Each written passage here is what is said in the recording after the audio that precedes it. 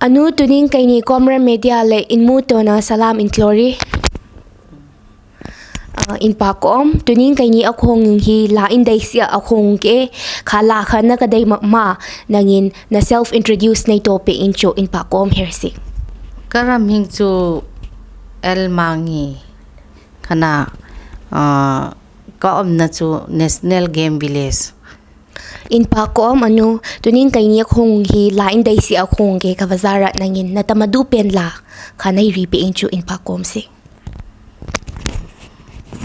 Kalamadu chu tunlai taka la chu tam tak akahui ka tam tak ni the changinom tun tak asik chu ringdan ka them je eng ati ke asun anmani group ta sakha kha ka rangai num hiwala hi ke insung mi hem kaman rangai num hai khana o kom hem mi pui hem kaman rangai num hai In pakom anu tuncho nalamaduha rangay zuri.